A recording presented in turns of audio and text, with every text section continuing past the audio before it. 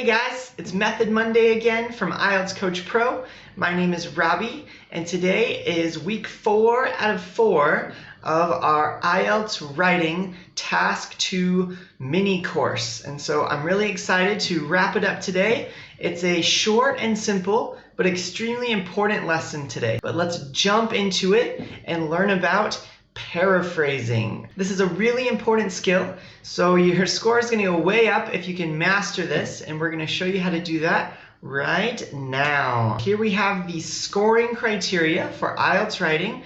These are important because if you want high marks, you need to know what the examiner is looking at to give you those marks. So we have looked at all of these so far except for lexical resource. So paraphrasing has a special application for lexical resource, which is using advanced vocabulary and using it properly. But what a lot of people don't realize is that paraphrasing also has a lot to do with grammar. So you need good grammar skills and good lexical resource skills to paraphrase with mastery. But if you can do it well, it's really going to help your score. So we have 4 techniques for paraphrasing.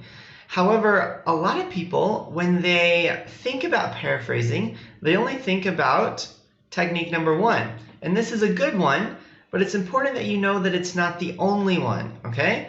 Synonyms are a good way to paraphrase. If you have the word running in your question prompt, when you go to paraphrase that question, you could use the word jogging. You have to be careful here because jogging and running aren't exactly the same thing, because running is a general term that includes jogging, sprinting, prancing. Jogging is a more specific term that means running at a moderate speed over an extended period of time. So people can get in trouble with synonyms because they don't always mean exactly the same things. So there are some places where you could use the word running and jogging, but there are some places where only running would work, or some places where only jogging would work. And so if you always just use a bunch of synonyms without thinking about their full meaning, you're going to get into trouble. So synonyms are good, but be careful with them. Synonyms are not the only way to paraphrase, however. So another really powerful way to paraphrase is by changing word forms. You could say, Billy likes to run. That means the same as Billy likes running. I've just paraphrased that sentence. I'm still using basically the same word, which is run, but I've changed it from an infinitive, which is to run, and I've changed it to a gerund, which is running. So there are lots of ways that you can use this technique, but you're using a word with the same meaning, but just changing the word form. And this can be really helpful because if you use lots of different word forms, it will make your writing sound more interesting, and it will flow better, and it will give you another tool to paraphrase when you can't really think of a synonym for the word that you want to paraphrase. The next technique is changing the word order. This one is very simple, but very powerful. I could say on Tuesday, he runs, or I could say he runs on Tuesday. Those sentences mean exactly the same thing, but I haven't changed any of the words. I've simply changed the order of my words. This is another thing that makes your writing sound interesting if you switch up the order of your sentences. It's also another powerful tool, again, if you can't think of synonyms or you can't think of different word forms for the words you're trying to paraphrase, just change the word order. That's a powerful way to paraphrase. The last one we're going to look at today, number 4, is called changing voice. And so verbs are always either in the active voice or the passive voice. And some verbs can be changed from active to passive. And so you could say many believe it, or it is believed by many. Both of these sentences mean exactly the same thing, but many believe it has believe in the active voice because the subject, the many, is the thing that's doing the action. Many believe it. But it is believed by many is called a passive verb because it is the subject But in this sentence, it is not believing anything. So the subject is not the one doing the action.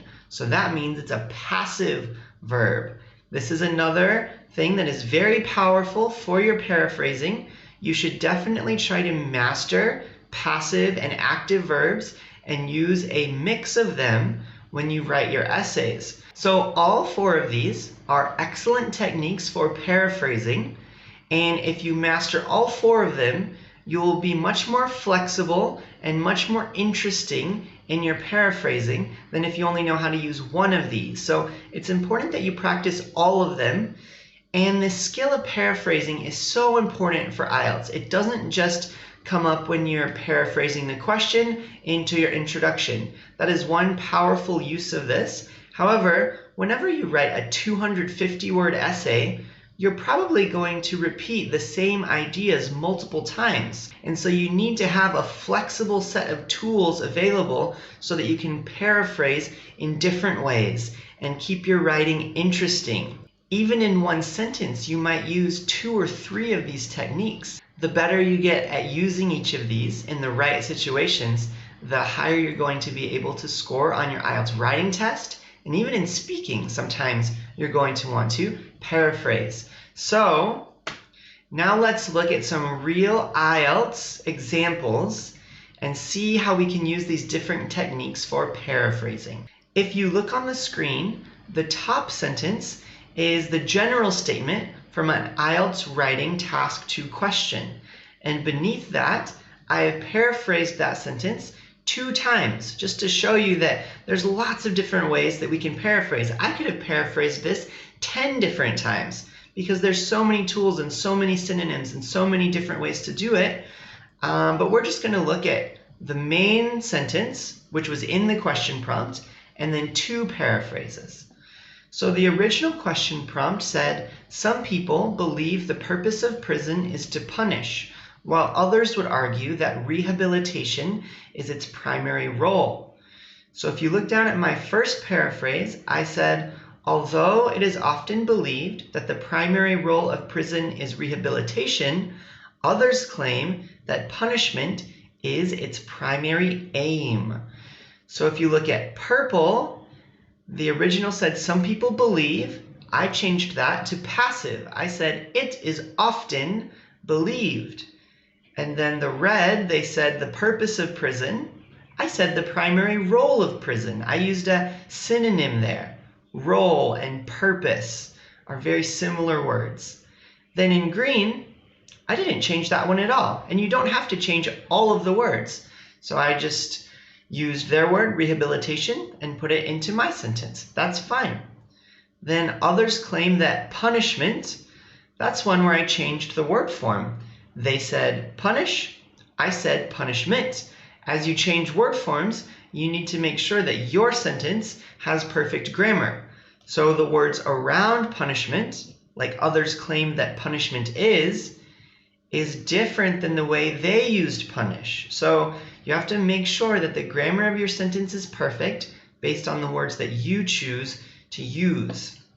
And then is its primary aim? Again, they said primary role. I said primary aim. That's a great synonym. Now let's look at the other way that I paraphrased it. In purple, they said some people believe.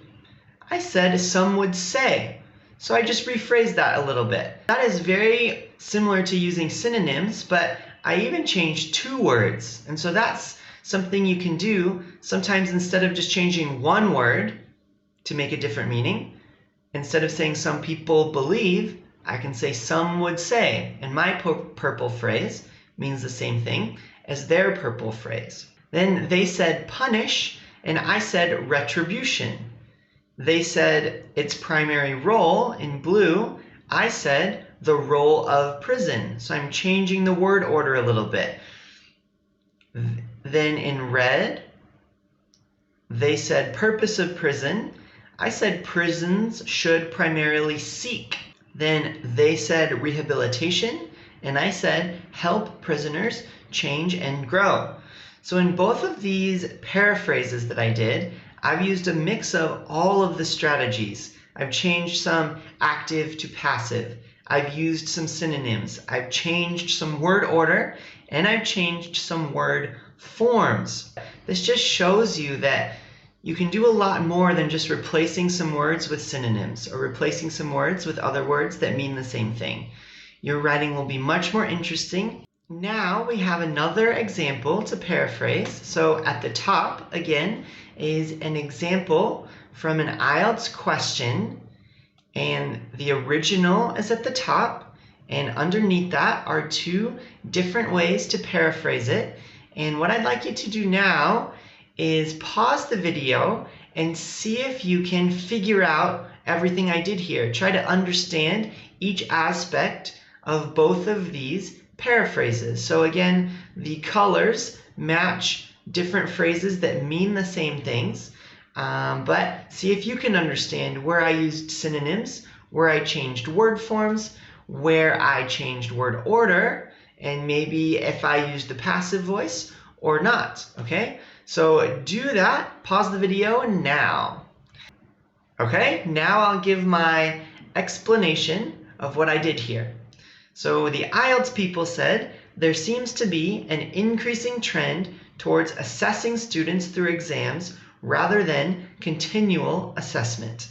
I said, exams are becoming more common as a tool to assess students, while continual assessment is becoming less common. So I said exams, it matches the word they used, but I changed the word order. So I don't need to give a synonym here. I could say tests, that's a good synonym, but I don't need to. Exams is just as good because I changed other parts of this sentence, okay? They said an increasing trend. I said becoming more common. They said assessing students through, and I said a tool to assess students. They said continual assessment, and I also said continual assessment. They used the word rather to compare. I used the word less common to compare.